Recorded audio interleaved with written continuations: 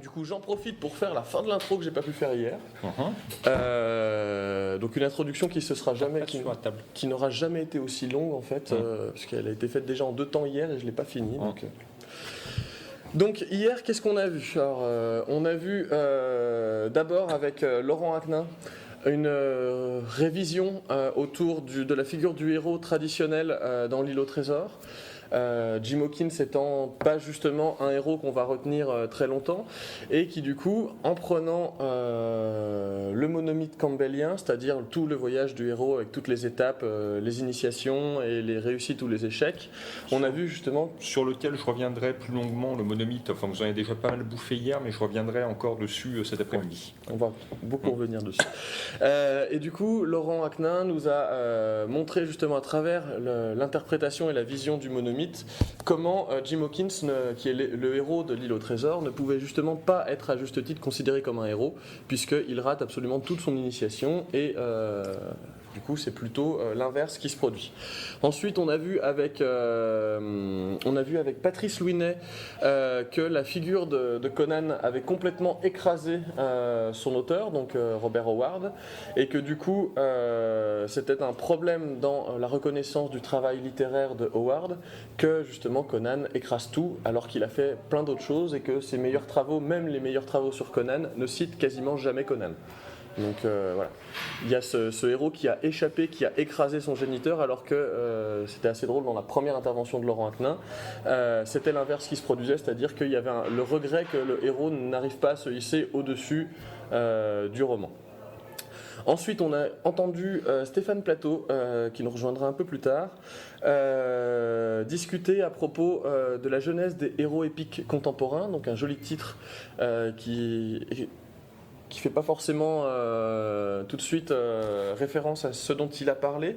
En fait, il nous a pris 3 mythologies, la mythologie celtique, grecque et la mythologie indienne, hindoue, et il nous a montré comment les héros naissaient, donc depuis les dieux, puis ensuite comment ils s'opposaient sans manichéisme. Donc il y a des héros bons dans les 2 camps, il y a... Hector par exemple, si Hector qui est troyen, donc ennemi du narrateur grec, et l'ennemi il est quand même présenté comme un homme extrêmement honorable. Ça voilà. C'est quelque chose qui est très frappant et qui est très moderne dans l'Iliade. Et c'est présent dans la mythologie celtique avec Cuchulainn et son adversaire, et aussi dans la mythologie... Oui. Voilà. Et aussi dans la mythologie indienne. Et donc du coup il a fini par montrer que justement avec l'arrivée des monothéismes, enfin c'est pas lui qui l'a démontré en premier, mais il nous a expliqué le cheminement avec l'arrivée des monothéismes et plus de manichéisme, comment le camp du bien s'opposait de plus en plus au camp du mal, et on a fini par discuter de l'œuvre de J.K. Rowling, donc Harry Potter, la figure de Rogue, et dans Game of Thrones on a discuté justement des héros humiliés par George Martin, et à quel point ça aurait pu ou pas se faire avant, et est-ce que c'était novateur, etc., etc. Donc aujourd'hui on va reprendre le fil du colloque avec une petite parenthèse introductive à nouveau, et ensuite on écoutera donc Raphaël Colson d'ici 1h, 1h15 qui nous parlera de la généalogie des héros post-apocalyptiques, donc l'homme, la femme et les enfants dans un univers post-apo, comment les rôles sont redistribués. Ensuite, on écoutera Gaël qui est juste ici avec son magnifique tour de cou jaune, qui nous parlera de l'héroïne dans l'œuvre de Miyazaki, donc il va nous parler de féminisme, si je ne me trompe pas. Et ensuite, on écoutera Alex Nikolaevitch qui est juste à côté de moi, qui nous parlera des us et abus du voyage héroïque. Donc on va revenir une dernière fois sur le monomythe campbellien pour essayer d'en dire... Avec le côté cuisine aussi, en tant qu'auteur, j'ai pratiqué le monomythe campbellien et avec le plaisir de détourner la soupe. Pour expliquer, voilà, abuser de Campbell, ça fait de la soupe, pour simplifier. Et c'est pas Warhol qui me contredira, mais bon, pour montrer comment ça fonctionne aussi du point de vue de l'auteur, et comment, quand on applique comme un livre de recettes, forcément ça ne peut que déraper à un moment et donner des trucs intéressants. Et comment, dès lors qu'on s'amuse à jouer avec les paramètres du monomythe campbellien, on peut faire des trucs au contraire qui sont vachement rigolos. Et donc avant Campbell, il y avait Chrétien de Troyes à la fin du XIIe siècle. Je pense qu'on n'a jamais vu une transition aussi pauvre, mais on va faire avec ce qu'on a. Je me suis posé la question en fait, en reprenant l'image de Lancelot, sur qu'est-ce qui fait en fait qu'un héros passe à la postérité ou pas. Comment on peut se dire que tel héros est rentré dans nos mythes, que tel héros est devenu un archétype, et donc du coup j'ai essayé de voir en fait, j'ai eu cette idée juste après être tombé sur une citation d'un auteur de polar britannique qui s'appelle Michael Harrison, qui a dit un jour que, ouvrez les guillemets, Sherlock Holmes rejoindra, si ce n'est déjà fait, la compagnie des demi-dieux comme Hercule, Arthur, Charlemagne et le Cid, tous étant à l'origine des hommes, tous sont désormais héros de nos mythes. Et donc je me suis dit, mais comment on passe de l'un à l'autre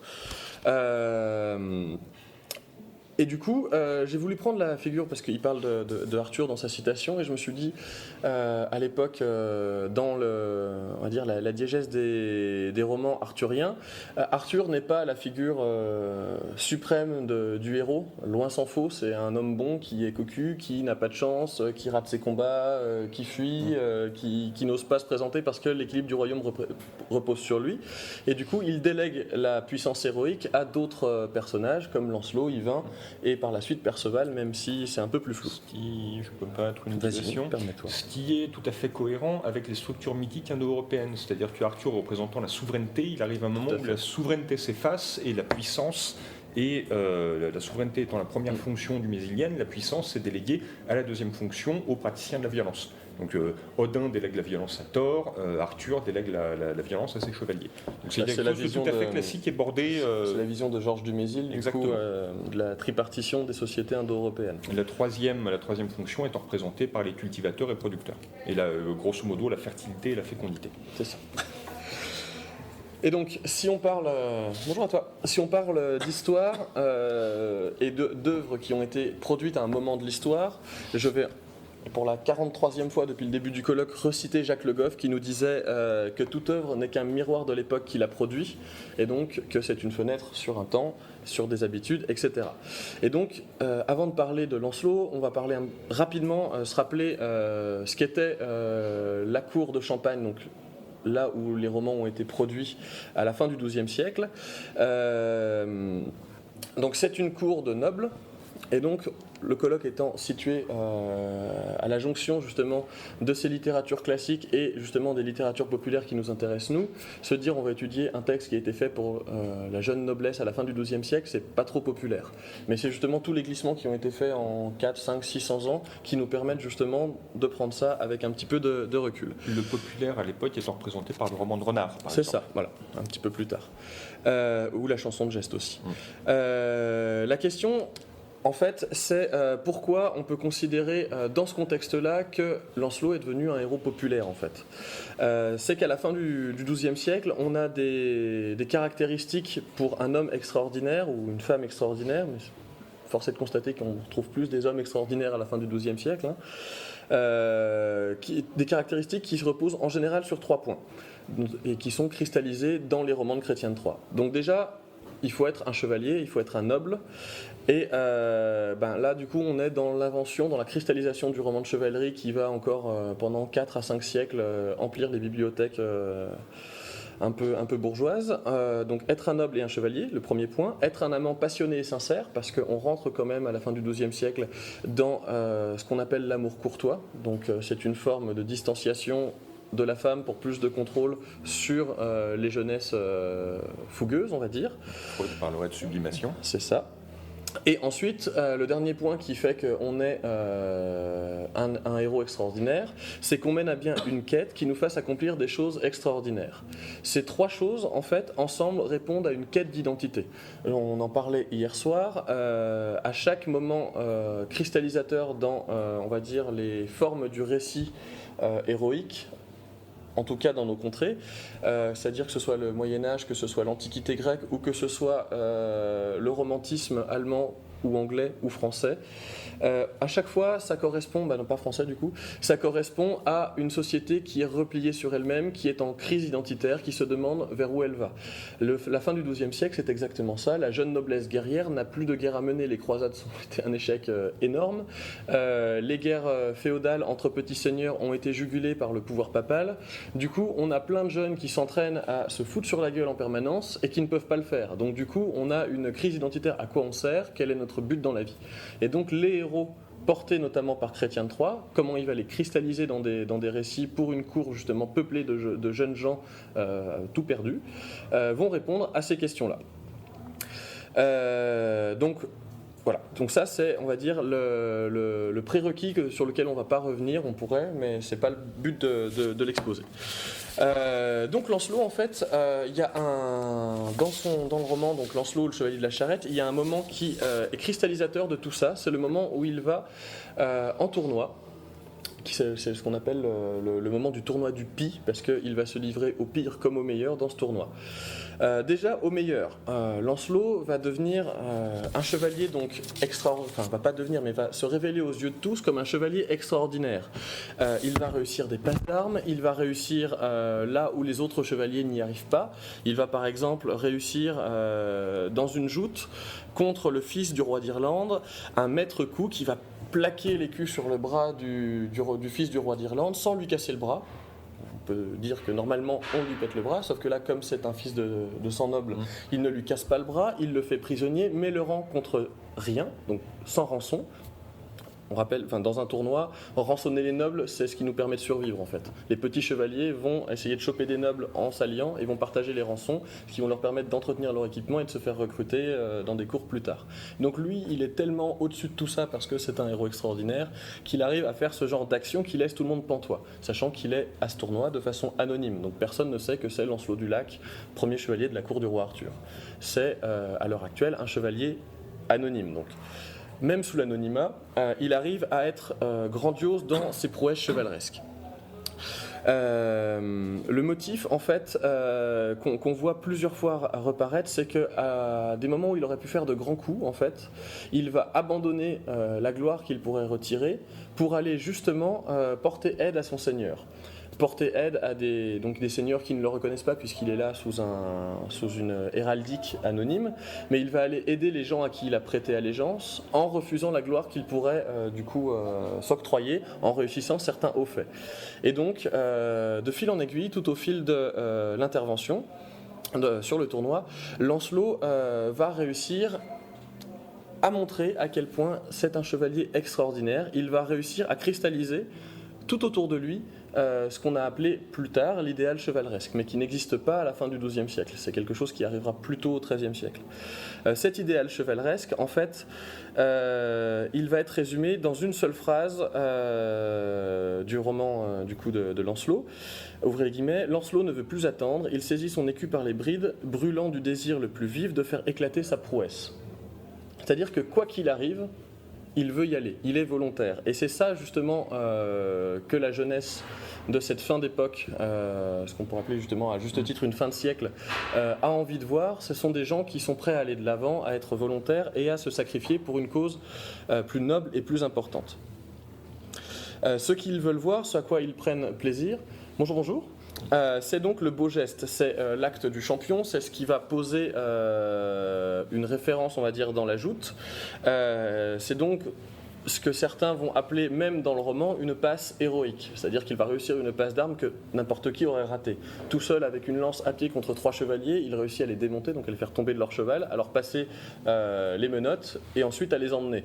Donc il arrive à porter 3 chevaliers en armure tout seul avec sa lance. Donc voilà, c'est un héros, il arrive à faire des choses extraordinaires qui défient à la fois l'entendement et à la fois, même en défiant l'entendement, ce qui est normal dans un récit bonifié tel que les 3 romans du Graal le sont, il arrive quand même à allier les vertus qui sont très chrétiennes et très présentes dans la société de la fin du XIIe siècle, qui sont la vaillance, la bravoure et le respect de l'adversaire. parce qu'on combat entre chevaliers, donc entre nobles, donc on essaye de pas trop faire couler le sang, là c'est pas la guerre, c'est le tournoi, donc on essaye de ne pas tuer les adversaires. Lui y arrive alors que d'autres se font décapiter sans faire exprès parce qu'ils sont tombés malencontreusement sous les sabots d'un cheval.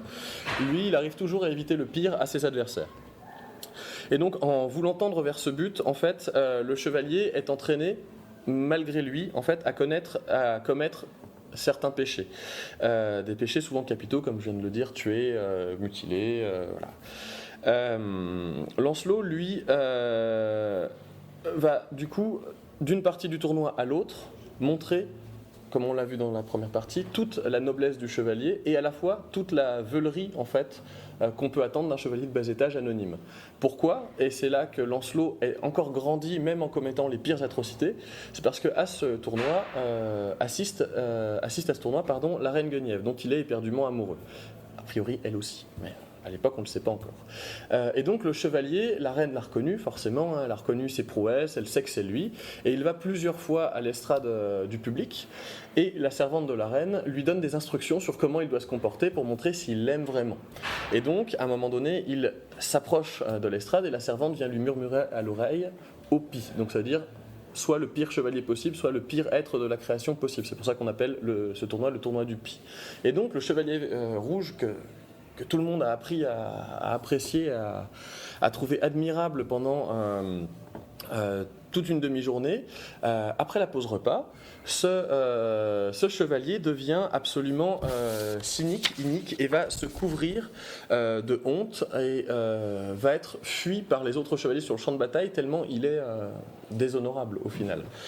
Dans une société du coup où on recherche l'esthétique parfaite, où on recherche la quête d'identité à travers des modèles très carrés, très beaux, très propres, on a un chevalier qui va du coup se déshonorer, mais en même temps, comme le lecteur du roman sait que c'est par amour pour sa dame dans ces temps d'amour courtois, il va à la fois se couvrir d'une gloire encore plus importante parce qu'il se déshonore de plus en plus. Et donc c'est ce refus de l'orgueil qui est un des 7 péchés capitaux qui va justement pousser le personnage de Lancelot dans les plus hautes sphères de la gloire malgré ses actions. C'est aussi le sens de la scène de la charrette d'infamie que tu vas Exactement. développer derrière. Ouais. Non, justement, on va rester sur le... Mais du coup, tout est cristallisé dans ce passage, mais le roman de Lancelot s'appelle « Lancelot le chevalier à la charrette », parce qu'une charrette est un véhicule pour les pauvres gens, pour les non-nobles, et c'est stricto sensu déshonorant pour n'importe quel noble d'être dans une charrette à côté d'un cocher. Voilà. Parce que ça représente toute la non-noblesse de l'époque. Et Lancelot, pour avancer, parce que son cheval est mort tellement il l'a poussé à bout de courir pour retrouver la reine, va accepter, plutôt que d'avancer à pied alors qu'il avance moins vite, de se faire porter sur une charrette et va passer devant la cour du roi Arthur et devant plusieurs chevaliers qui vont le reconnaître. Et donc du coup, ils vont dire « mais ce chevalier est non noble ». Parce qu'à l'époque, ils ne savent pas encore qu'il cherche la reine. Et en apprenant qu'il cherchait la reine, ils vont se dire « ah, mais il est en fait très noble ». Donc voilà, on est dans une contradiction permanente. La charrette conduite par un nain, ce qui est encore plus déshonorant, et en plus la charrette servait aussi à amener les suppliciés. Donc ça rajoute encore au côté déshonorant déshonorant de la scène. Il hésitera une demi-seconde, ce que lui reprochera Guenièvre évidemment. Oui, c'est ça, voilà. D'où l'amour courtois qui met à distance la femme comme objet du désir jamais assouvi, et donc du coup comme objet de l'interdit. C'est encore une façon de rejeter la femme. Voilà, c'est encore une façon de rester entre couilles, si je puis me permettre. Je dirais entre poilus, mais ça c'est après... Et donc du coup, être couard, se couvrir de honte, ce qui est considéré avec le coup du nain de la charrette, du déshonneur... de la déshonoritude, on va dire, pour faire une Ségolène. Voilà. On va passer du coup dans l'enlaidissement ultime de la société esthétique à souhait, mais du coup on va passer aussi dans ce moment du tournoi à un autre discours qui est un discours sur la figure de l'amant. Et cette figure de l'amant, elle va s'exprimer justement avec énormément de descriptions qui sont des descriptions de tout ce qui va se passer sur le champ de bataille autre. Et c'est à ce moment-là qu'on va décrire beaucoup plus le champ de bataille et non plus les prouesses du héros. On va décrire les gonfanons, on va décrire les bannières, les 1000 piques dressées. Au moment où il perd sa virilité de chevalier, 1000 piques dressées traversent le champ de bataille. Voilà. Les chevaliers et les dames décrivent les armes qu'ils estiment le plus, et bien sûr, d'un seul coup, plus personne ne fait mention du chevalier rouge. Et donc, pourquoi on accorde d'un seul coup, justement, tant de place à ces descriptions, c'est déjà parce que montrer qu'on connaît tout le monde, c'est montrer qu'on est instruit, et donc montrer qu'on ne connaît pas ce chevalier, c'est montrer qu'il n'est plus personne. Il n'était quelqu'un que à travers ses actes, il n'est désormais plus personne. Ensuite, donc, comme je l'ai dit, on donnera du relief au récit et on l'ancrera dans le réel, parce que du coup, on parle quand même d'un tournoi dans un lieu qui n'est pas vraiment défini, avec des personnages réels et imaginaires, des personnages de la matière de Bretagne, donc historiques, qui vont se mêler à des personnages du XIIe siècle, qui viennent, parce que quand même, faut pas déconner, on a la cour de Champagne, donc si on peut mettre un ou deux prestigieux chevaliers de la cour de Champagne, tout de suite, notre produit sera plus acceptable aux yeux des commanditaires, parce que ce sont des œuvres qui sont commandées. Surtout que oui, c'est eux qui financent le poète. C'est ça, voilà. C'est Anne de Champagne qui finance du coup Chrétien, dont on ne sait pas grand-chose par ailleurs, à produire ses romans. Donc il en produira quasiment 7 au cours de sa vie, mais 5 seulement nous sont parvenus, Tristan et Iseut. Non, pas Tristan et Iseut. Érec et Énide, les 3 romans du Graal et celui que tout le monde oublie tout le temps. Attends, il n'y a pas un roman d'Alexandre Non, c'est pas lui. Il en a écrit un, mais qui nous est pas parvenu. Enfin, il y en a un 5e, peu importe. Cligès. Voilà. Qui sont tous des romans de chevalerie, mais les 3 là, Lancelot, Yvain et Perceval sont les 3 romans du Graal qui cristalliseront absolument tout ce qu'on verra par la suite. Érec et Énide étant une réécriture qui sera réutilisée pendant très très longtemps. Plus le nom gallois, mais ça vient du Mabinogi. Ouais. C'est ça, et qui sera réutilisée notamment par Tolkien, qui étudie les langues galloises, quand il écrira l'histoire de Beren et Lúthien. Donc l'homme et l'elfe. Donc on est dans une continuité. Et donc après le tournoi, une fois qu'on a fait qu'ils ont fait donc, tous leurs actes de prouesse ou de déshonneur, il y a un modèle comportemental qu'une historienne a appris, le code humaniste de Vinoble du XIIe siècle, qui veut dire beaucoup de choses et en même temps montre la vacuité totale de ces codes et de ces étiquettes. On a donc un art de vivre qui se met en place autour de grandes tables de réception, de grands discours sur les prouesses, où on va honorer les vainqueurs, mais aussi les vaincus parce qu'ils se sont bien battus. Si tu es capturé par le fils du roi d'Irlande, par exemple, c'est que c'est pas grave, c'est le fils du roi d'Irlande, donc c'est un du top 4 du tournoi. Donc pas à se faire capturer par un grand chevalier. Par contre, si tu te fais capturer par le chevalier rouge qui s'est déshonoré par la suite, ceux-là sont raillés et rentrent rapidement dans leur quartier, puis chez eux par la suite, en passant par ce qu'on appelle littéralement la petite porte du tournoi. C'est une petite porte par laquelle sortaient les chevaliers déçus. Voilà. Déçus et déchus, du coup, voilà. Et donc, au cours... j'ai perdu dans mes notes. Tac. Voilà, c'est ça. Et en fin de tournoi, du coup, les chevaliers et le public va élire le chevalier suprême, le chevalier qui, par ses hauts faits, au moment où tout le monde se sépare, il faut que sans mentir, là je cite Chrétien, sans mentir dans les 2 camps, on dise qu'il avait été sans pareil, qu'il avait été le chevalier que tous avaient affirmé.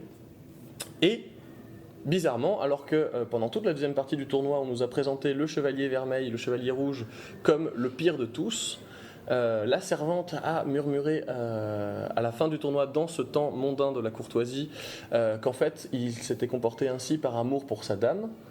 Et bizarrement, c'est le chevalier à l'écu vermeil qui est hissé au rang de chevalier suprême, chevalier sans pareil. Et donc... tout le monde, sans mentir, l'imagine marié dans l'année, avec sa dame. Sauf que, comme il s'est fait humilier, comme tout le monde l'a raillé, certains lui ont même jeté des légumes. On n'ose pas imaginer ce que jeter des légumes peut représenter à l'époque, mais c'était pas très honorant. Il est déjà sorti par la petite porte. Donc le chevalier vainqueur va être célébré, mais du coup, Lancelot qui, lui... ne veut pas être reconnu, parce que si on reconnaît que c'est Lancelot, on saura que la dame qu'il aime, c'est Guenièvre. Et comme le roi Arthur est dans le coin, et qu'il l'aime beaucoup, parce que c'est quand même comme on dirait à l'heure actuelle, c'est quand même son bro, quoi. Donc, ça la fout un peu mal. Donc, du coup, il s'échappe. Et tous le cherchent, tous le réclament. Ils vont battre la campagne. Donc, des chevaliers qui vont fouiller en armure dans les fourrés. Donc quand même quelque chose qu'on ne fait pas n'importe quand et qui est considéré comme avilissant. Normalement, c'est pas à nous d'aller écarter les buissons, enfin pas à nous, c'est pas aux chevaliers. Les chevaliers aiment chasser, mais c'est les paysans qui font la battue. C'est ça, c'est les paysans qui font la battue et qui vont ramasser le gibier, sauf si c'est un gibier noble. Et donc encore une nouvelle humiliation pour Lancelot qui se retrouve réduit au rang de gibier. C'est ça. Et donc au moment de se séparer, tous le cherchent, tous le réclament sans le trouver, car il s'enfuit, ne tient pas à être reconnu. Que de troubles et de tristesse parmi les chevaliers qui, avec joie, l'auraient tant fêté s'il l'avait tu. Donc le tournoi, c'est un moment festif, et en fait, par cette fête, on humilie encore plus un chevalier qui du coup ne souhaite pas être reconnu. Et c'est le drame de Lancelot, c'est ce qu'on disait avec Jim Hawkins et avec Conan et avec d'autres hier, c'est que Lancelot, dans son propre roman, n'apparaît qu'après le premier tiers. Il n'apparaît qu'au moment de l'épisode de la charrette, quand la reine s'est déjà fait enlever, que le roi a déjà rassemblé l'Assemblée suprême des chevaliers en disant il faut la retrouver, tout le monde part machin, et d'un seul coup, un groupe de chevaliers tombe sur Lancelot, et d'un seul coup le récit embraye et on passe sur Lancelot. Et donc Lancelot est un personnage secondaire pendant un tiers de son propre roman, et le redevient après, à un moment où on dit en fait c'est un super chevalier, mais pas vraiment. Et donc, j'avais fait un joli paragraphe donc je vais le lire. Les rêves des dames, à la fin du tournoi, elles vont côtoyer du coup les débats animés des chevaliers, et les honneurs vont être rendus à la fois donc aux vainqueurs et à la fois à ceux qui se sont fait capturer. Et s'il y a un élément qui est essentiel dans le déroulement du tournoi, c'est le concept de réputation. Il faut normalement en sortant du tournoi qu'on dise qu'on est un brave, qu'on a une gloire qui nous rend dignes des meilleures origines, donc c'est là qu'on va s'inventer des héros, une ascendance mythique. Par la suite, au XII-XIIIe siècle, les chevaliers réels de la France du XII-XIIIe siècle s'inventent des origines arthuriennes. Donc, on descend de Lancelot, on descend de... Le mythe arthurien arrive au moment c'est quasiment un coup d'état des Plantagenets en Angleterre, où ils doivent assurer leur pouvoir, et en s'inventant quelque part, en donnant un exemple de royauté idéalisée avec le roi Arthur, ils vont ressortir Arthur, qui est un truc complètement, c'est une note en bas de page à l'époque. Ils vont vraiment mettre ça en avant. C'est une tradition orale païenne. Et avec qui remonte effectivement aux invasions barbares, avec les résistants contre les envahisseurs. Donc c'est quand même assez curieux que des envahisseurs angevins se prévalent d'un roi résistant aux envahisseurs. Bon, on a déjà vu aussi des gens qui se prétendent résistants comme ça, en n'étant pas forcément blanc-bleu, mais on ne fera pas de politique cette semaine. Mais c'est vraiment une invention, quelque part, la réactivation du mythe arthurien, c'est une invention des Plantagenets, justement, comme c'est vraiment des nouveaux venus et des parvenus, c'est par alliance, je crois, avec la famille de Guillaume le Conquérant qui s'arrive à s'imposer, ils vont aller s'inventer une ascendance, une légitimité par la matière de Bretagne. Ouais, grâce et cette matière de Bretagne arrive à un moment donné où la jeunesse dorée, donc la jeunesse noble guerrière européenne, est en crise d'identité en France, en Allemagne, même au Danemark. Il y a quelque chose de pourri au royaume du Danemark à cette époque, et en Angleterre. Et du coup, on arrive en fait sur une conjoncture qui est très très favorable à ces récits, d'où le fait qu'une riche héritière va demander à un poète dont on ne connaît pas grand-chose par ailleurs dans l'histoire. Juif converti, et c'est pour ça qu'il se fait appeler chrétien. Mais en général, à cette époque-là, quelqu'un qui se fait appeler chrétien, c'est qu'il veut être plus chrétien que le chrétien de base, et qu'il est probablement juif converti, et ce qui expliquerait son incroyable maniement des langues. Et pas que du français, on va dire, de l'époque. Et donc, à la fin du tournoi, après les honneurs rendus, il y a la dernière légitimité des grands vainqueurs et même des vaincus, ce qui est de dilapider toute la thune qu'on a amassée, parce que du coup, il y a des paris, il y a beaucoup d'argent qui circule dans les tournois, et donc tout cet argent qu'on a accumulé autour du tournoi, on va le dilapider en largesse, notamment aux plus faibles chevaliers, à ceux qui ont fait le moins d'exploits, ou au contraire, à ceux qui ont fait le plus d'exploits tout en étant des chevaliers de seconde zone, on va leur donner de l'argent, on va leur offrir des montures, parce qu'on peut garder les armes de ceux qu'on a vaincus, il suffit de s'arranger après. Et donc là, Lancelot, encore une fois, il est complètement exclu de tout ça, et donc il passe à nouveau pour un chevalier de seconde zone. Donc Lancelot, il se fait humilier une quinzaine de fois dans le récit, et au moment final de son apothéose, c'est-à-dire où il retrouve Guenièvre et où il devrait la ramener triomphant en fait, Guenièvre dit qu'il a couché avec lui et du coup il subit encore l'opprobre et il n'obtiendra jamais les louanges, les richesses, la femme, la place à côté de son seigneur. Donc vous voyez que j'ai dit volontairement la femme au milieu de trucs purement matériels et pratiques en fait parce que c'est le cas, parce que vraiment il y a toute une tendance de l'école, notamment anglo-saxonne, pendant les années 60-70, de considérer ces romans comme les premiers romans féministes, alors que c'est l'exact inverse en fait. Et donc notre meilleur chevalier du monde, en fait, le chevalier parfait, l'icône du chevalier blanc, est donc né comme ça, parce que l'icône du chevalier blanc, c'est le chevalier qui est sans tort et sans reproche, mais qui n'arrive jamais à atteindre les idéaux. D'ailleurs, sans tort et sans reproche sera une déclinaison de Lancelot au XVIe siècle dans les guerres d'Italie. C'est ainsi qu'on arrive du coup à faire s'afficher clairement dans une société un idéal qui sera tellement retentissant à travers les générations qu'encore à l'heure actuelle, il ne cesse d'être adapté. J'avais appelé du coup cette petite intervention Lancelot et fils parce que pour moi Lancelot n'est qu'une facette des trois facettes du héros habituel et les deux autres facettes sont dans ses petits frères en fait que sont décrites dans ses petits frères que sont Yvain. Donc Yvain qui lui ce sera la partie mondaine, la partie et aussi la partie de la réelle quête d'identité. Lancelot ne se cherche pas une identité. Lancelot il a une identité, c'est le chevalier blanc. Yvain lui se cherchera réellement une identité.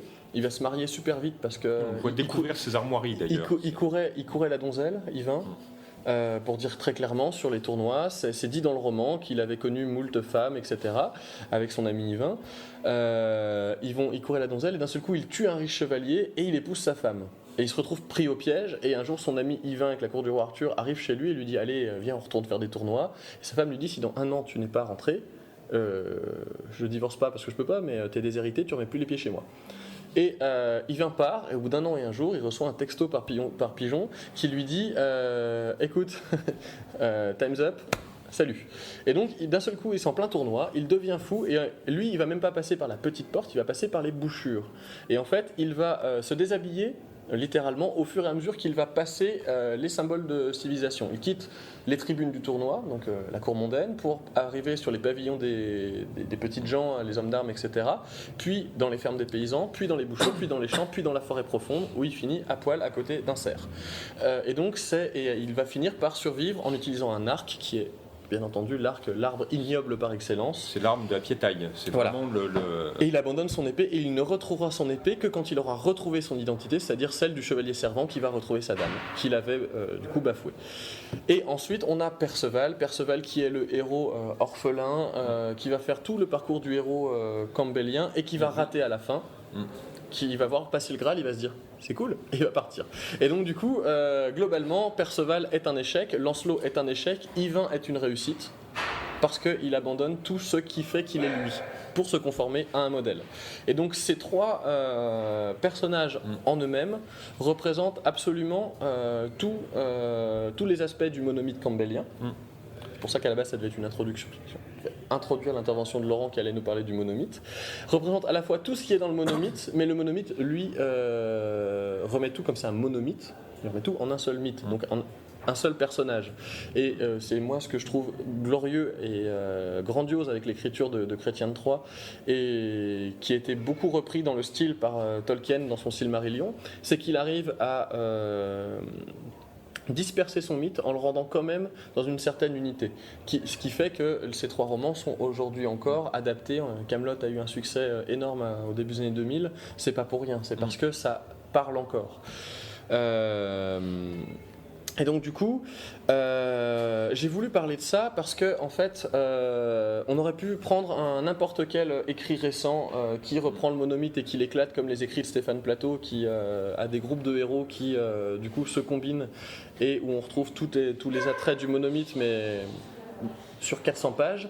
On aurait pu faire ça à partir d'écrits récents. J'ai voulu le faire à partir d'écrits un peu plus anciens parce que justement je souhaitais défendre aujourd'hui et pour la première fois la thèse qu'il y a plusieurs périodes de cristallisation C'est quelque chose qui me semble très important dans ma vision des cultures populaires. Plusieurs périodes de cristallisation, j'en ai mis 2 en exergue tout à l'heure, mais il y en a plein d'autres dont je ne suis pas à même de parler parce que je ne suis pas érudit sur l'émergence des super-héros à l'occasion de la crise de 29, entre la crise de 29 et la Deuxième Guerre mondiale. Ça, c'est typique, l'émergence de nouvelles figures héroïques dans des périodes de grandes crises, de questionnements et de crises naissantes. Et à chaque fois, on a une cristallisation souvent autour de 3 héros.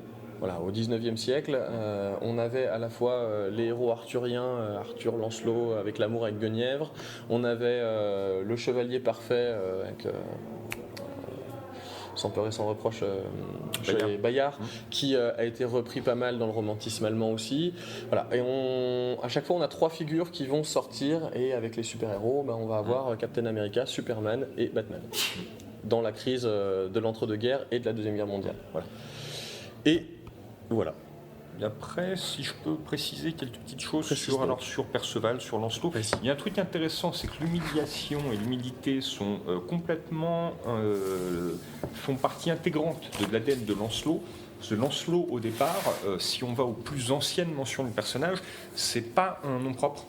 Ça fait partie de ces personnages dont le nom commun devient le nom propre, et c'est Lancelot, L', Ancelot, le jeune serviteur du latin Ancia. Et donc il y a et on n'a pas les sources du mythe de Lancelot. On sait que là on est sur de la matière de Bretagne continentale par opposition à la Bretagne insulaire. Donc c'est quelque chose qui est une pièce rapportée dans le mythe du roi Arthur.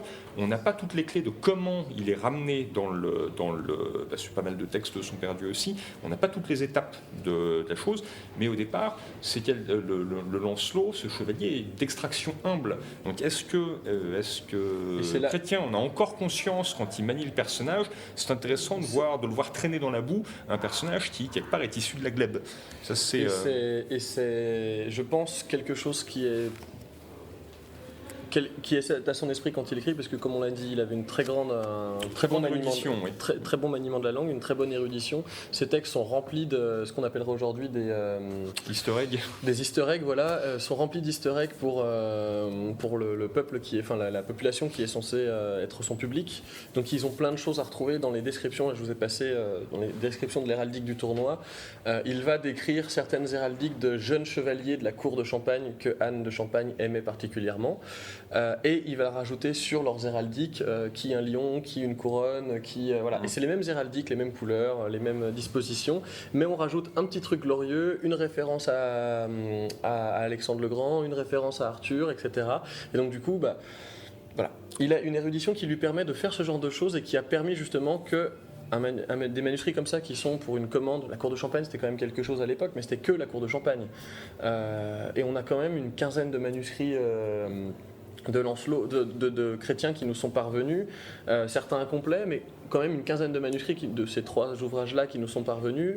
Et je trouve que, voilà, pour un écrit de cette époque-là, ça montre quand même qu'il a su jouer avec son temps, comme d'autres l'ont fait. Oui, il a eu un retentissement même de son vivant. L'autre personnage sur lequel je voulais revenir, c'est dans Perceval. Perceval, c'est l'innocence aussi. Le Perceval tel que le décrit. Alors quand Astier, c'est Franck Pittiot qui fait Perceval, qui le présente comme un crétin absolu, c'est pas du tout idiot par rapport à Astier Perceval qui est un gentil garçon. Si vous avez lu les débuts de Dragon Ball, on est exactement le titre. Son Goku sort de la forêt, il rencontre une gonzesse, il sait pas que c'est une gonzesse, il est obligé d'étudier un peu le sujet pour savoir que, et puis qu'on se comporte pas avec une gonzesse, que ça. C'est déjà, dans Chrétien de Troyes, vous l'avez, le truc, tu vois... C'est ce que j'ai raconté hier, le passage où comment il s'appelle, Perceval est dans la forêt, et d'un seul coup il entend le tonnerre, il voit des éclats de lumière, il se dit ça y est, Dieu va me saisir, c'est la fin de mes jours, et en fait c'est des chevaliers qui arrivent avec des armes qui brillent, et il est là, qu'est-ce que c'est, il pose des questions crétines alors que... Voilà, qu'est-ce que c'est beau, c'est magnifique, etc. Et ensuite, ça le travaille, cette histoire de chevalier, et il va quitter la forêt, donc le lieu de la non-existence, tout ça. Il va quitter la forêt. Il est païen d'ailleurs au départ. Il est païen. En fait, pour la petite histoire, sa mère l'avait mise là pour le protéger des aventures chevaleresques, etc. Parce qu'il est chevalier. Voilà, parce qu'il est chevalier, il est fils de héros, etc. Morts, et c'est là le voyage du héros, c'est que il est presque quasi orphelin, il est orphelin de père, donc orphelin de tout dans cette culture-là. Il cherche son identité, il ne sait pas ce que c'est, il ne connaît pas Dieu, il ne connaît pas les armes, voilà. Et au sortir de la forêt, il va tomber sur un autre chevalier vermeil d'ailleurs, qui n'est pas Lancelot mais qui est un autre bonhomme. Et Ça fait défoncer à coups de bâton. Et le chevalier vermeil le charge, Perceval réussit à le démonter, je ne sais pas comment il fait, il pointe un truc sur lui, il tombe, et ensuite tu lui mets des coups de bâton dans la tête. Et il se dit, tiens, elle est cool son armure, il la met, il va à la cour du roi Arthur, et là les gens ils le reconnaissent, ils disent, ah le chevalier vermeil, puis il enlève son casque, il fait, mais c'est qui ? Et le mec il dit, mais je sais pas qui je suis, je sais pas, mais je vous rapporte l'armure. Voilà. Et il passe pour un crétin, un demeuré, tout le monde se paye sa tête. Et justement, au contraire, Camelot d'Alexandre Astier montre super bien en fait, parce qu'en même temps c'est pas faux. c'est pas faux, et c'est le héros le plus complet, puisque dans Camelot c'est le seul qui va s'interroger sur qu'est-ce qu'ils font, pourquoi ils sont là. La canne, quand il pêche, l'épisode où il pêche avec son caillou au bout pour bien tendre le fil, pour faire la boucle entre lui, voilà. Et que Astier lui répond, les poissons doivent vous prendre pour un sacré crétin. Mais c'est exactement ça, à chaque fois qu'il rencontre quelque chose, il s'assoit, il pense pendant des heures. À un moment donné, il va trouver 3 gouttes de sang dans la neige, il va passer 4 heures. Les chevaliers viennent un par un lui demander ce qu'il fait, lui il comprend pas, il les démonte. Il va détruire toute la cour du roi Arthur un par un jusqu'à ce que ce soit quelqu'un qui le connaît, qui vienne le raisonner, parce qu'il avait vu 3 gouttes de sang qu'il avait emmené dans un trip, on sait pas trop où. Et Blanchefleur, bien sûr, mais voilà, mais du coup, encore la femme inaccessible, etc. 3 gouttes de sang dans la neige. Quand il sort de sa forêt, d'ailleurs, on lui a dit tu dois être poli avec les demoiselles, mais il sait pas ce que c'est une demoiselle. Donc quand il tombe sur la première, c'est le truc, mais je suis une demoiselle. Ah, c'est ça une demoiselle. Alors on m'a dit que je devais vous baiser l'anneau, vous baiser l'anneau ou vous baiser la main et être poli et me mettre à votre service. Et on a il lui faut le temps de. Ah, donc c'est une demoiselle. Ok. Et après, c'est ça, je photographie le machin. Après, bon, c'est bon. Après, il a compris. Et quand elle refuse, parce qu'il a déjà un chevalier servant, il comprend pas. Il se dit mais on m'a menti surtout, enfin voilà. Et du coup en fait tous ces personnages, et c'est ce qui était le but de c'est pour ça que je voulais introduire le colloque avec ça, c'est parce que l'intervention de Laurent Acquenin commençait sur Jim Hawkins, qui est un jeune homme dont on ne sait pas trop l'âge, à géométrie variable, et qui va tout apprendre au contact des pirates sur l'Espagnola.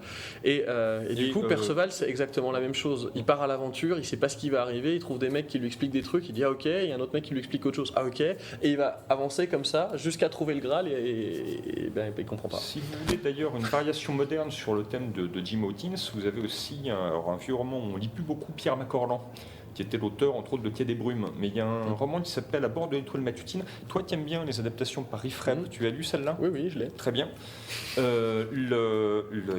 Riff en a fait un truc super. À bord de l'étoile matutine, qui raconte ça, c'est un jeune psychopathe, enfin le truc violeur, tueur, c'est un gamin mais qui se rend même pas compte tout à fait de ses actes, qui du coup un peu, les parents de la demoiselle veulent sa peau, et donc il va s'embaucher un peu par hasard sur un navire pirate. Et il va faire son éducation là-dessus, aux côtés, mais de franches crapules, de véritables ordures, sauf le médecin du bord, qui lui est en délicatesse aussi. C'est un lettré, c'est un vrai médecin, mais qui a pas soigné correctement le bon malade, enfin bon le truc, et qui s'est embauché sur un navire pirate parce que lui aussi c'était un peu radioactif pour sa tête. Et donc il va petit à petit tous les pirates, mais aussi les médecins, vont lui apprendre à lire, vont lui apprendre à réagir correctement dans les situations, et puis petit à petit, ils vont disparaître les uns après les autres. Et il va faire l'éducation, l'apprentissage de la vie, vraiment dans le bouge. Mais c'est un peu ce que disait Bukowski, les hôpitaux, les putes et la prison sont les universités de la vie, j'ai passé plusieurs doctorats, vous pouvez me donner du monsieur. Mais c'est exactement ce qui se passe dans l'étoile matutine, et c'est vraiment un roman de formation, un Bildungsroman classique, sauf qu'on est dans la fange, mais la fange la plus crasse. Je le recommande vivement, c'est un très très beau roman. Et c'est assez rigolo de voir que je compare à dessin, parce que Laurent en parlait, Perceval à Jim Hawkins, et que tu compares Jim Hawkins à ce personnage-là, puisque Perceval, quand il rencontre la première demoiselle, il va la forcer. Il va la forcer à la baiser, donc à l'époque ça ne veut pas dire ce que ça veut dire à l'heure actuelle, mais il va quand même... C'est gênant quoi. C'est une brute. Quand il arrive à la cour et que les gens commencent à le reconnaître et que cette demoiselle en a parlé, on va dire ah mais c'est lui la brute qui a brutalisé une demoiselle, donc aujourd'hui on dirait le violeur, ce qu'on veut, le détraqué sexuel. Et voilà, Perceval c'est le mec le plus gentil du monde, mais il sait juste rien. Et il apprend la vie dans le plus dur des... John Borman dans Excalibur le traite magnifiquement d'ailleurs. Il est très très bien traité. On le voit vraiment l'homme des bois qui suit, il suit Gauvin, je crois, de mémoire. Non, il suit Lancelot. Je sais plus lequel il suit. J'en suis. Il l'emmerde d'ailleurs. Enfin, le truc qui est l'autre, il l'apprivoise petit à petit le chevalier en lui amenant un lapin grillé, des trucs comme ça. C'est ce que Astier a fait dans la saison 5 ou 6, les longs métrages de 45 minutes, où à un moment donné dans les bois, Arthur qui est jeune à l'époque, qui vient d'arriver sur l'île de Bretagne, tombe sur deux crétins, donc Caradoc et Perceval, qui vont le suivre, lui poser des questions, lui ramener des trucs. Voilà. Mais l'arc narratif de Perceval dans l'Excalibur de John Borman est fascinant pour ça, parce qu'on le voit sortir du paganisme, et c'est d'ailleurs très bien montré, puisqu'il y a effectivement la double apparition du Graal, donc il voit le Graal une première fois et n'arrive pas à se saisir du Graal, et la deuxième fois est la bonne. Quelle est la différence entre les deux apparitions du Graal? La première fois, il est tombé aux mains des hommes de Mordred qui l'ont pendu. Le Graal, c'est vraiment l'initiation ultime. Arriver à attraper le Graal, c'est on est arrivé au bout d'un chemin initiatique. Quel est le chemin initiatique que suit Perceval la première fois? Un chemin païen. La pendaison, ça vient du mythe nordique, c'est odinique. Odin se pend pour avoir cette initiation, pour avoir l'accès aux runes. Odin est obligé de se pendre à l'arbre du monde de 9 jours et 9 nuits. Et les victimes d'Odin, le blot, le sacrifice qu'on donne à Odin, alors le blot en vieux norrois, c'est bien le sacrifice sanglant, sauf que Odin est le seul dont le blot n'est pas sanglant puisqu'on pend ou on étouffe la victime. Donc il y a vraiment ce Perceval qui est pendu, il est dans une initiation totalement païenne. Et donc il ne peut pas, il voit le Graal, il est sur un chemin de vérité, mais qui ne permet pas d'aller jusqu'au bout. Il y a le Graal, il est là, mais ça lui échappe. La deuxième fois, que se passe-t-il? Lancelot, qui s'est converti, enfin qui est devenu une espèce de prêtre fou, essaye de noyer Perceval en le plongeant dans la rivière. Immerger quelqu'un dans l'eau, en grec, ça se dit baptizon. Il le baptise. Perceval le païen, à ce moment-là, est baptisé. Et quand il est à la baille en train d'étouffer, donc il est vraiment aux portes de la mort et à nouveau dans la forme initiatique, dans l'approche initiatique, là, il est dans une initiation chrétienne, le baptême, et il est en train de se dépouillé de toutes ces pièces d'armure qui l'entraînent vers le bas. Et donc, quand il arrive à porter le Graal, il est habillé en Jésus avec juste le pagne, la barbe, il est devenu complètement chrétien à l'imitation du Christ. C'est d'ailleurs, on en discutait rapidement hier, Perceval de Chrétien de Troyes, c'est un échec. C'est pas, il n'arrive pas à s'accomplir. Après, Perceval, c'est aussi le seul roman de chrétien dont on n'a pas la fin. Oui, et voilà. On a deux fins, mais qui ne sont pas de chrétiens. Voilà, et qui ne sont pas de chrétiens. Et donc, du coup, pas très intéressantes. Non, pas du tout. Il y a des fins qui ont été écrites, ou des réécritures de Perceval au siècle suivant, au X et siècle au pluriel suivant, qui, du coup, en font le héros ultime, le clerc suprême qui va attraper le Graal. Parce que, justement, à la fin du XIIe siècle, on est en crise d'identité, mais je veux dire, ça va encore. On a le pognon, on a les terres, on a la puissance militaire, on est quand même pas trop mal, même si on se demande où on va. Au XIIIe, XIVe siècle, avec les grands bourgeois, les marchands, les grands marchands qui arrivent à avoir autant de terres que nous, etc., ça devient plus compliqué, et d'un seul coup, le héros passe à un statut largement et carrément mythique. Du coup, on attrape le Graal, on rentre dans la religion, parle avec Dieu, voilà, c'est bien. Après, il y a la version cistercienne où Perceval disparaît quasiment, et c'est Galahad, fils de Lancelot, qui est là pour le coup, le chevalier pur. Il n'est pas innocent au sens où Perceval est innocent, au sens où il est gentil, il est innocent. Enfin bon, le Perceval a ce côté l'innocence dans tout ce qu'il y a là de plus navrant.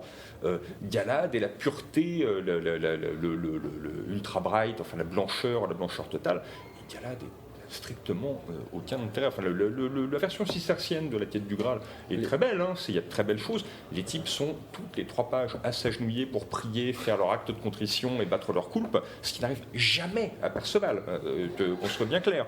Là, ils sont tous à se flageller, etc. Enfin, on voit bien que ce sont les clercs qui ont repris en main aussi l'écriture du truc, et que dans ce cadre-là, Perceval le païen est super problématique. Et donc il faut christianiser le machin, et donc on dégage Perceval, qui en plus, Perceval au départ c'est Pérédour, qui est un personnage païen gallois. Enfin, il vient de mythes plus anciens, comme pas mal de choses dans le... Comme tous sauf Lancelot en fait. Voilà, et même les armes, même les objets magiques de la quête arthurienne sont des choses qu'on retrouve dans le livre des invasions irlandaises. C'est-à-dire que vous retrouvez la pierre de Phal dans laquelle l'épée dans laquelle qui n'arrivera dans la matière de Bretagne en France, on va dire, que largement après Chrétien de Troyes. Mais Chrétien de Troyes, il n'y a pas d'Excalibur, il n'y a pas de... La pierre qui rend roi, c'est la pierre de Phal en Irlande. Le Graal qui régénère la terre, c'est le chaudron de Dagda. La lance de Longin, c'est la lance de Loug. C'est quand même pas innocent que le centurion romain est le même censé planter la lance, qui n'est pas nommé dans la Bible. Donc c'est vraiment une invention postérieure, le nom de ce Longin. C'est bien, il porte le nom de Loug, qui est le dieu à la lance. Donc tous ces éléments-là proviennent de matière celtique, d'un fond celtique beaucoup plus ancien, du Pays de Galles pour Perceval et d'Irlande carrément pour le... En sachant qu'il y a aussi une Excalibur gallois, enfin l'Excalibur est présente dans les mythes gallois sous Caliburn ou Calwelch. Voilà. Est-ce qu'il y aurait des questions, des interventions, remarques critiques, jets de tomates? Une humiliation très lancelotienne. Voilà. Si on peut filer. C'est des légumes, pas des fruits. Juste pour être bien sûr, oui. Le fait que Lancelot il trahisse ses valeurs pour Guenièvre, c'est perçu comme une erreur ou la classe ultime? C'est l'accomplissement total de la valeur. C'est l'humilité qui devient l'humilité qui passe par l'humiliation. C'est parce que en fait, je m'étais promis que j'en parlais. Je m'étais promis que j'en parlais aujourd'hui. C'est construit même comme ça. Il y a un souci dans tous les héros grecs qui sont du coup complètement oubliés avec la déromanisation au 5, 6 et 7e siècle, qui a profondément marqué la chrétienté, et donc les curés en fait, ceux qui écrivaient l'histoire, parce que c'était les seuls à faire la transition entre le Moyen-Âge et l'Antiquité tardive. Et c'est l'hubris, la démesure, l'orgueil suprême de ces héros antiques. C'est le seul péché que reconnaissent les Grecs, d'ailleurs. C'est ça. Et c'est le seul péché qui est épargné aux héros de chrétiens. Les héros de chrétiens n'ont aucun hubris. Même Yvain, qui pourrait se gorger d'hubris parce qu'il gagne tous les tournois, sauf quand il y a Lancelot, il gagne tous les tournois, il a aucun hubris, il dit moi je fais ça pour m'éclater, j'en ai rien à fiche des honneurs quoi. Et du coup Lancelot il fait un acte de contrition qui est très très chrétien en réaction justement à tout ce paganisme d'avant qui est sale, tout ça. C'est je n'ai pas d'hubris, c'est-à-dire qu'au moment où on me reconnaît comme le chevalier suprême, j'ai éclaté tout le monde, j'ai pris 2 rois en otage, etc. Et je vais aller planter mes épées dans les jarrets des mecs, je vais faire des petits coups de Trafalgar, je vais me couvrir de honte. Dans le cas présent. Oui, c'est ça. Je vais me couvrir de honte, et du coup, je vais montrer que je n'ai aucun hubris et que je suis digne de tout ce qu'on peut dire de moi, sans qu'on sache que c'est moi. Voilà. C'est un peu la contradiction ultime. Mais qui exactement ce que fait J.K. Rowling quand elle écrit du polar sous pseudonyme, pour voir si elle est capable de réitérer le succès, enfin d'avoir du succès même sans Harry Potter. Ce que je trouve très intéressant et très couillu. C'est Perceval qui nous parle. Esprit de Perceval. Faut qu'on se tienne les mains. Ah non. Du coup. Ah, on l'a fait fuir, c'est dommage. Est-ce que quelqu'un a une autre... Parce qu'on a parlé beaucoup finalement. Oui. On était un peu là pour ça, hein. Tu l'as fait venir pour ça, je crois. Je sais pas pourquoi je t'ai fait venir. C'est bien, c'est ce qui est bien, ce qu'on va finir par tout savoir. J'avais une intervention. En fait, du coup, Lancelot, en quoi est-ce qu'il retrouve le schéma de Campbell? C'est parce que c'est une quête extraordinaire qui... Alors c'est plutôt l'inverse, si je puis me permettre. C'est plutôt Campbell. Campbell, c'est quoi? C'est début du 20e? C'est des années 50-60. 50, oui, c'est post-Deuxième Guerre mondiale. Non? Pardon. Il commence dans les années, mais la première publication... C'est 62, non? Ouais. Enfin bref, oui. C'est Campbell qui va, en étudiant des centaines de mythes, dire « Ah mais en fait, ils se passent tous de la même façon ».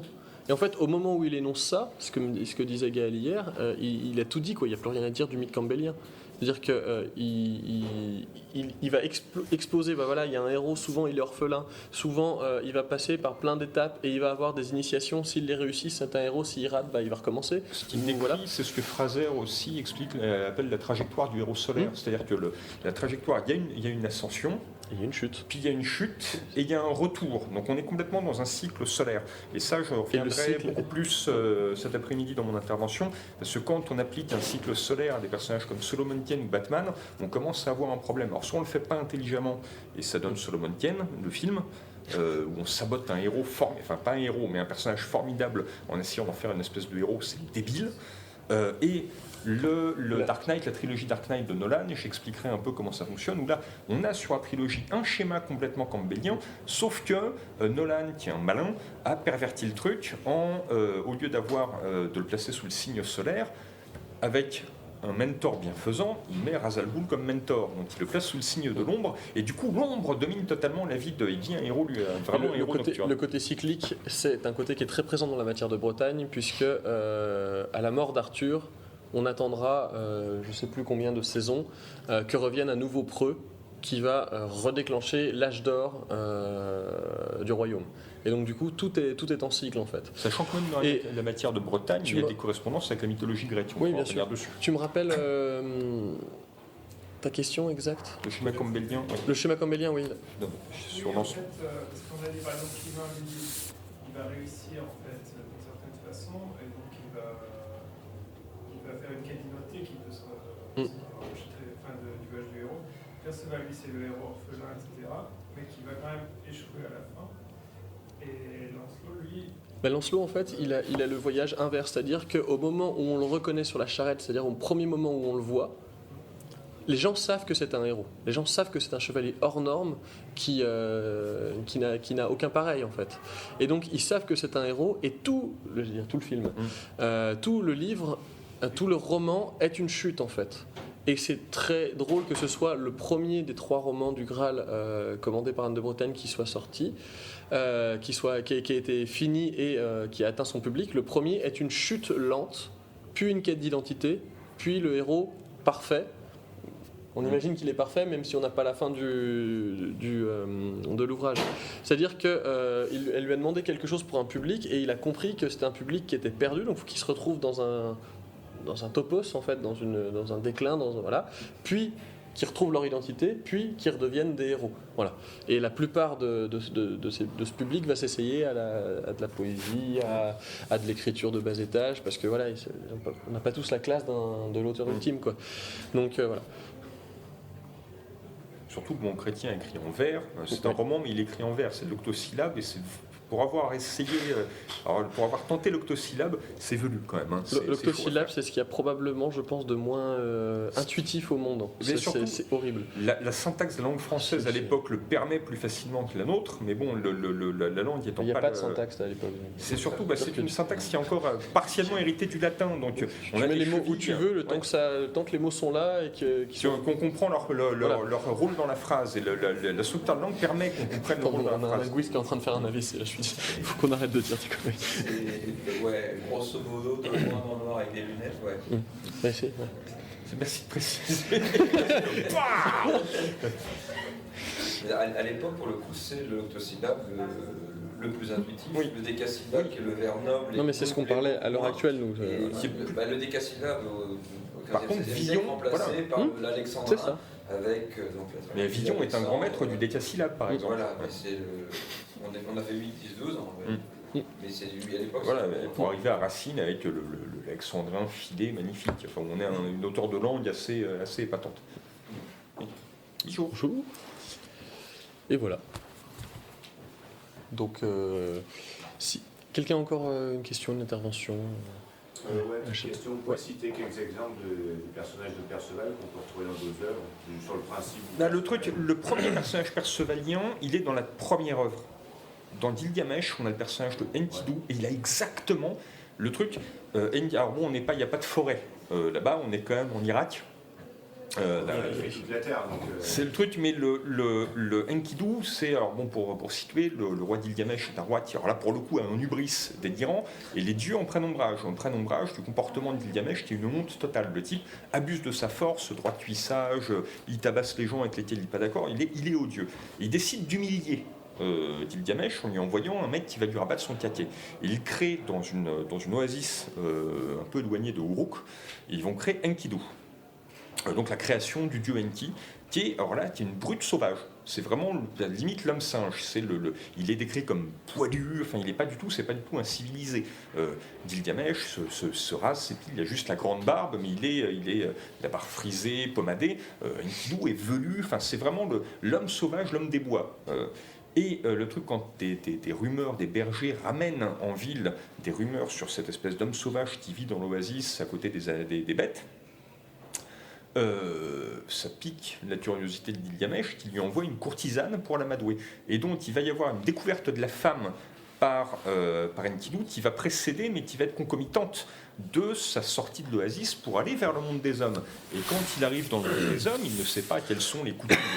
Il voit Gilgamesh en train d'exiger un droit de cuissage, en train de brutaliser une jeune mariée et son mari. Son sang ne fait qu'un tour. Lui, il vient de découvrir l'amour et donc il y a quelque chose de très pur pour lui. Son sang ne fait qu'un tour et il va au fight.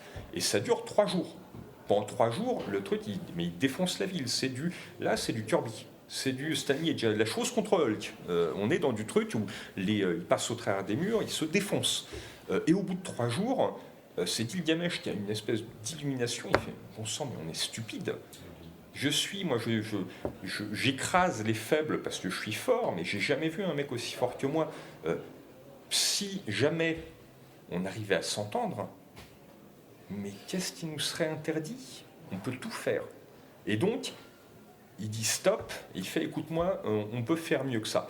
Et à partir de là, toute cette rage de Gilgamesh n'est plus dirigée contre son peuple, mais contre tout l'extérieur. Il va faire des conquêtes, abattre des monstres, accomplir des exploits, à tel point que les dieux font mais c'est pas ça, c'était pas le plan. C'est-à-dire que là, il est encore, on est dans l'histoire de la tour de Babel, d'une hubris complète, et les dieux sont complètement horrifiés.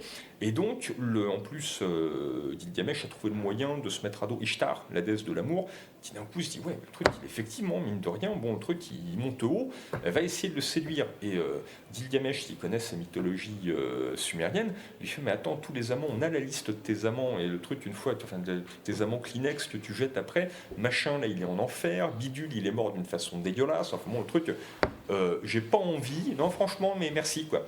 Et donc la Ishtar, qui est quand même le modèle de l'Aphrodite grecque, vit très mal le truc, et elle demande à créer. Alors ce qui est intéressant, c'est que la malitude, la virilité absolue est représentée par le taureau. Ils envoient un taureau céleste, et donc on a un meurtre à la crétoise, un meurtre du taureau comme puissance virile absolue par Gilgamesh et Enkidu. Et le coup fatal est emporté par Enkidu. Et là, les dieux viennent de créer le taureau, c'est le taureau du ciel, c'est celui de la constellation qu'ils viennent d'envoyer. Là, le truc, ils ont abattu un dieu. Et là, l'affaire devient sérieuse quand même. Ils ont abattu une créature divine qui bute du géant dans la montagne. Oui, c'est du géant, c'est pas très grave, c'est un peu embêtant parce que le géant gardait des frontières, des limites du monde. Mais c'est pas très grave. Là, le taureau, l'affaire devient sérieuse. Et donc, ils font ok, on plie l'affaire. On ne peut pas toucher Gilgamesh qui est à moitié divin, enfin le truc, on va pas toucher Gilgamesh, mais Enkidu terminé, quoi. Enfin le truc, il lui colle une maladie. Et là, c'est là que le voyage du héros commence vraiment pour Gilgamesh. Le voyage de Enkidu vient de se terminer, le voyage du héros commence pour Gilgamesh qui d'un coup prend conscience de sa propre mortalité. Il a combattu 3 jours et 3 nuits Enkidu avant de reconnaître sa supériorité. Là, il garde 3 jours et 3 nuits. On est en Irak, il fait chaud. En plus, Uruk, c'est au niveau des zones chiites de l'embouchure de l'Euphrate. Hein. C'est du marécage, c'est pas un climat très sain. Il garde son ami 3 jours et 3 nuits dans ses bras, jusqu'à, nous dit le texte, que les vers lui tombent du nez. On est dans du bien destroy. Il enterre Enkidu, et là, il va partir. Il sait qu'aux confins orientaux du monde vit, alors il n'est pas appelé comme ça, mais Noé. Le survivant du déluge, je vous disais le déluge du Napishtim et le déluge de la Bible en synoptique, vous apercevez que c'est la même histoire, le même déroulé exactement. Il a été repris par les scribes bibliques en expurgeant les trucs les plus folkloriques. Il y a un oiseau de plus, par exemple, et c'est pas la clameur du mal des hommes qui monte jusqu'aux cieux, c'est juste les hommes font du bruit, les dieux n'arrivent pas à dormir et ils s'énervent. Dans Gilgamesh, c'est un peu plus éthique dans la version biblique. Mais il sait que donc le survivant du déluge a gagné l'immortalité en sauvant l'humanité. Mais il vit au Japon. Enfin, le truc, c'est une île aux confins orientaux du monde. Et il va traverser donc la caverne des hommes scorpions. Enfin, le truc, il va vivre un certain nombre d'épreuves, arriver devant Utnapishtim. qui va lui dire mais oui, le truc, moi, l'immortalité, c'est une faveur divine que j'ai reçue parce que, effectivement, pour service rendu, toi, ne peux pas dire que le service rendu aux dieux soit pile dans ton CV. Ça va pas le faire. Les dieux se fâchent, ils nous en veulent. Le truc, c'est que par contre, tu peux peut-être, il y a des épreuves initiatiques que tu peux accomplir. C'est que par exemple, en maîtrisant ton sommeil, le sommeil étant l'antichambre de la mort, si tu arrives à maîtriser ton sommeil, tu pourras déjà gagner en vie.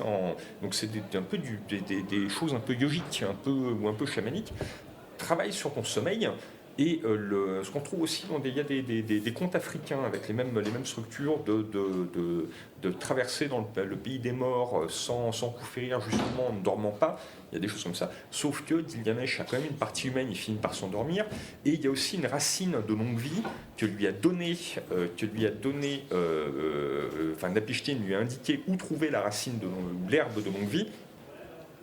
Et l'herbe de longue vie lui est volée par le serpent. Donc ça aussi, il perd la vie. Il y a l'oasis où l'homme vit en communion avec la nature, dont Enkidu est arraché par le contact avec une femme en mangeant le fruit défendu. Ça, on le retrouve dans d'autres mythes de la région qu'on fait un peu souche. Et le serpent qui arrache l'immortalité liée à un végétal, et que par contre le serpent il gagne l'immortalité. Dans le mythe sumérien à ce moment-là, ça c'est quelque chose qui est aussi qu'on retrouve avec Gilgamesh. Donc les deux chances d'immortalité, enfin les trois chances d'immortalité qu'il avait, la faveur divine, c'est mort, l'ascèse qui lui permet de prolonger sa vie, c'est mort, et la plante magique, c'est mort. Il revient, la tue entre les jambes à Uruk, et là, quelque part, et ça c'est très moderne dans le traitement, c'est que mine de rien, le décret des dieux, envoyer Enkidu pour humilier Gilgamesh n'a pas eu un effet tout de suite, mais mine de rien, la chaîne d'événements qui a été initiée par l'arrivée de Enkidu a permis à Gilgamesh, qui revient à Uruk, il est purgé de tous ses mauvais penchants. C'est le roi le plus humble, le plus doux, le meilleur et le plus juste que Uruk n'ait jamais eu. Il revient complètement purifié de tout ça et il devient un grand roi, il devient un héros au sens des vertus chevaleresques.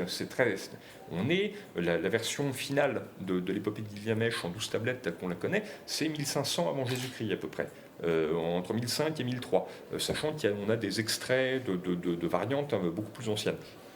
Mais cette construction, la figure de Gilgamesh, c'est incroyablement moderne. La figure de Gilgamesh en fin de récit fait beaucoup penser à celle du roi pêcheur dans le Perceval. Oui. Et le roi pêcheur, qui est-ce que Perceval aurait dû être s'il avait réussi son initiation, c'est-à-dire le gardien du secret. Le gardien du secret et aussi le gardien de l'initiation des hommes aussi. Et c'est ce que Perceval rate en ne reconnaissant pas l'importance du Graal et en se disant il est sympa ce plat à poisson, parce que le Graal dans Chrétien c'est un plat à poisson, c'est pas une coupe en fait. Ça viendra plus tard. Chez Eskenbar, c'est une pierre précieuse. Donc c'est pour ça qu'un bocal à cornichon, après tout, pourquoi pas. C'est pas. Si Joseph d'Arimathie était malin, le Graal c'est un bocal à cornichon. À anchois. Ah pardon, oui, c'est un bocal à anchois. Oui. Voilà, donc Kaamelott a beaucoup joué avec ça et à juste titre. Donc Enkidu, en tout cas, le même parcours que Perceval au départ. Ouais. Et donc pour finir de répondre à ta question, en fait, tous les héros qui sont orphelins et qui ne savent pas qui ils sont et qui découvrent le monde avec de grands yeux tout ronds pour l'apprendre au fur et à mesure, sont des Perceval en fait. Voilà. Des Percevaux. Tu sors.